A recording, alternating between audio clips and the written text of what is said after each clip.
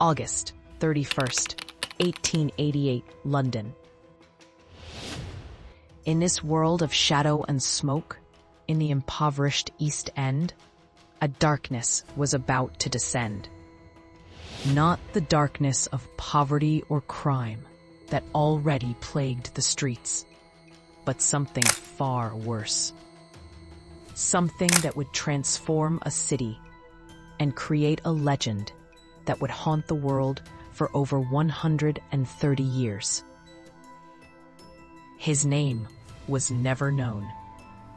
His face never captured. But his name would echo through history as one of the most infamous killers ever to walk the earth. Jack the Ripper.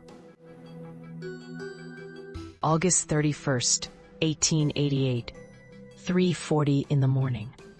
A man named Robert Paul was walking through Bucks Row in Whitechapel when he saw something that would haunt him for the rest of his life.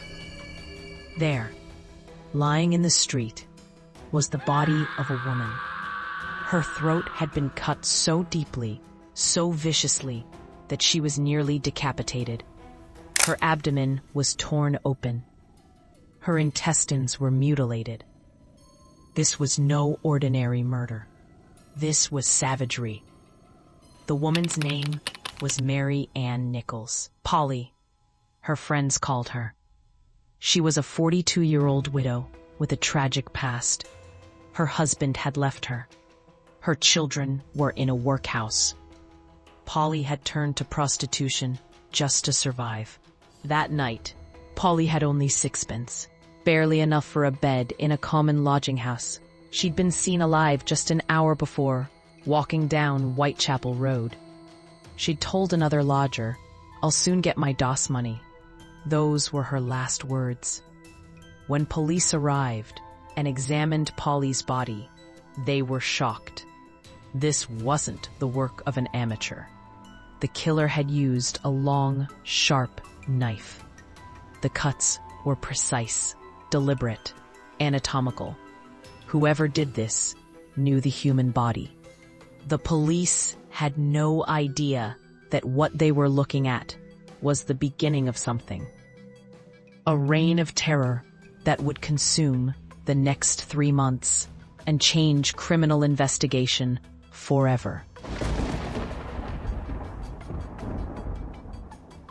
For over a week, the streets of Whitechapel were quiet.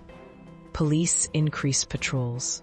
The local women were terrified but cautious.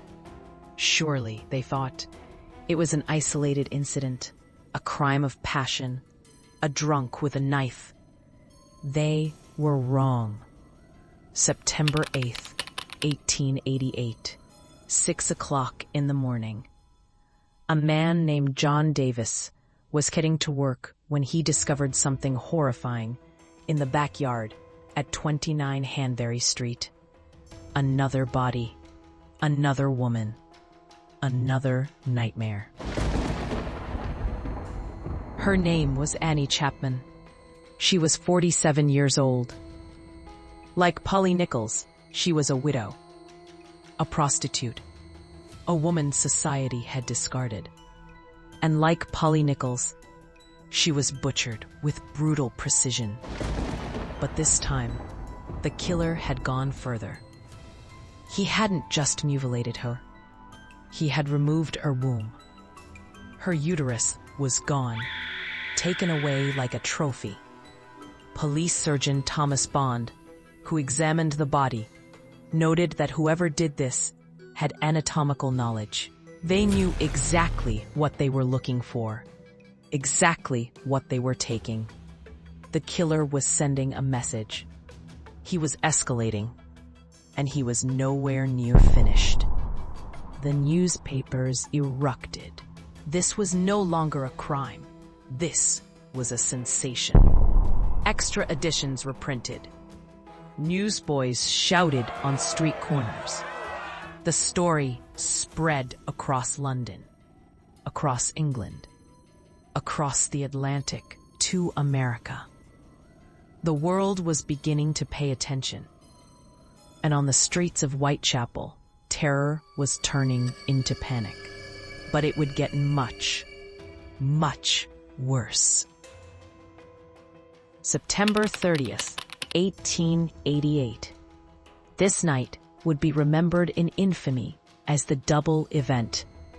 In less than an hour, on the same night, Jack the Ripper would commit 2 murders, one after another. The killer was accelerating. The killer was losing control. At approximately 1 a.m., a woman named Elizabeth Stride was found in Dutfield's yard with her throat cut. She was 45 years old. Swedish-born, on the streets of Whitechapel to survive.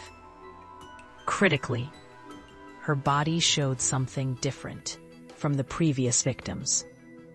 Her abdomen had not been mutilated. Her organs were not removed. This led investigators to believe that the killer had been interrupted, frightened away before he could finish. But the killer was not deterred. He was enraged, and he was hungry for more. 45 minutes later, less than a mile away, a woman named Catherine Eddowes, 46 years old, was found in Mitre Square. And this time, a killer showed no mercy. Catherine's throat was cut. Her abdomen was slashed open with terrible fury. But unlike Annie Chapman, the killer didn't stop at her womb. This time, he removed part of her kidney as well, taking trophies, leaving a message. 2 women, 2 murders, 1 night. The killer was communicating something. A challenge to police. A demonstration of power. A descent into madness. The police were now convinced. They were hunting a single murderer. Someone with surgical skill. Someone comfortable with extreme violence. Someone who felt no remorse. They had no leads, no suspects, no idea who they were looking for. The city held its breath. The murders had grown, steadily, more violent, more calculated, more terrifying. Police were everywhere. Vigilante groups patrolled the alleys. Even Parliament debated, offering a reward. London was desperate because everyone feared what Jack the Ripper might do next. November 9th, 1888. The night the killer struck again. This time with a fury none of the investigators were prepared for. Her name was Mary Jane Kelly, only 25.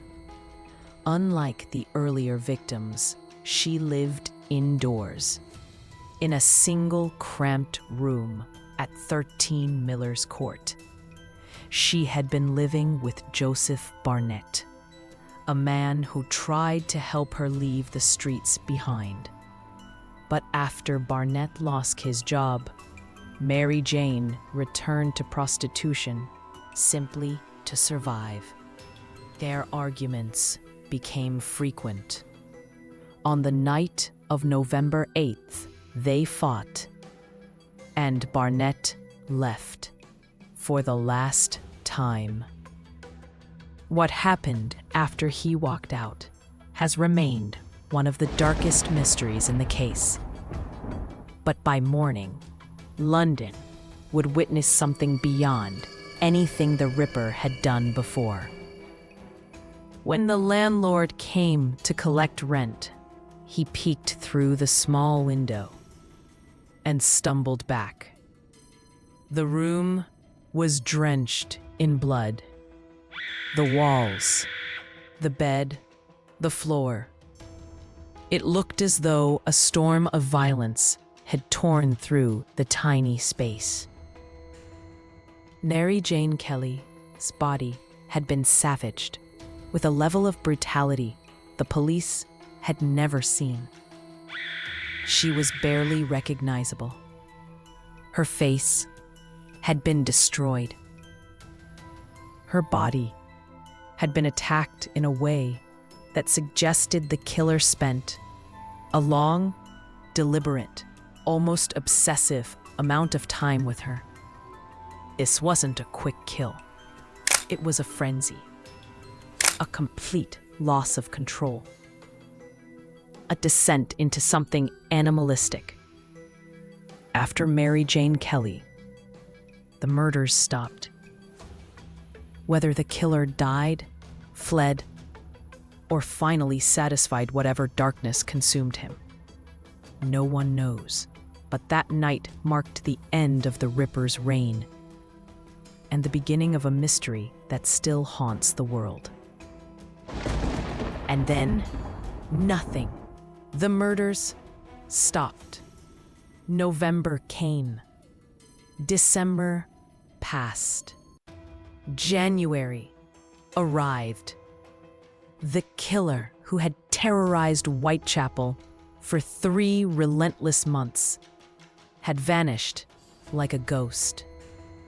The police never caught him. No arrest was ever made. No confession was ever proven. In the decades and centuries that followed, theories multiplied. Suspects were named: a surgeon, a barber, a painter, a foreigner, even a prince. But nothing was ever proven. Nothing ever came close. Jack the Ripper became a phantom. 5 women, perhaps more, dead.